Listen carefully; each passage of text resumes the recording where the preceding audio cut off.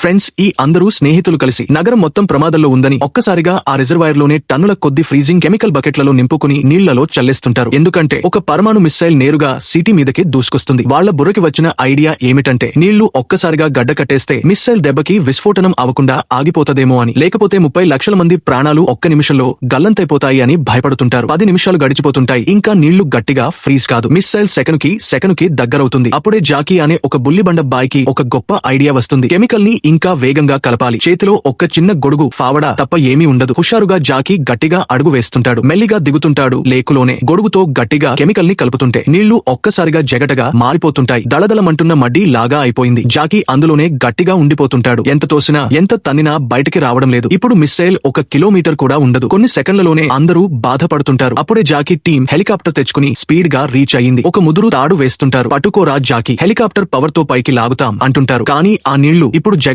అంత గట్టిగా అవుతుంటాయి. హెలికాప్టర్ ఫుల్ పవర్ ఇచ్చినా ఒక్క అంగుళం కూడా కదల్లేదు. అందరూ టెన్షన్. కానీ జాకీ కూలుగానే ఉంటాడు. మళ్లీ తాడు గట్టిగా పట్టుకుని తన ఒంటి మొత్తం నీళ్లలో మునిగిపోతుంటాడు. పూర్తిగా అడుగున దిగుతుంటాడు. తర్వాత సిగ్నల్ ఇస్తుంటాడు, ఇప్పుడు లాగండి భయ్యా, ఎందుకంటే పూర్తిగా నీళ్లలో ఉంటే గాలి ఒత్తిడి, నీళ్ల ఒత్తిడి రెండు సమానమైపోతాయి కదా. ఇక జగట గ్రిప్ లూజ్ అయిపోయింది. హెలికాప్టర్ ఈజీగానే జాకీని పైకి ఎగరేసుకెళ్లింది. అదే సెకనులో మిస్సైల్ స్పీడ్ గా వచ్చి జాకీ క్షణం ముందు ఉన్న ప్లేస్ లోనే పడేస్తుంది. గట్టిగా జగటగా ఉన్న నీళ్లు షాక్ ని పూర్తిగా అబ్సార్బ్ చేస్తుంటాయి. విస్ఫోటనం కాదు, అలా ఒక సాధారణ ఫిజిక్స్ నాలెడ్జ్ తో జాకీ అండ్ హిస్ టీమ్ 30 లక్షల ప్రాణాలు కాపాడుకుంటారు. హీరో జాకీ ఒక్కడే ధైర్యం చేసుకుంటాడు.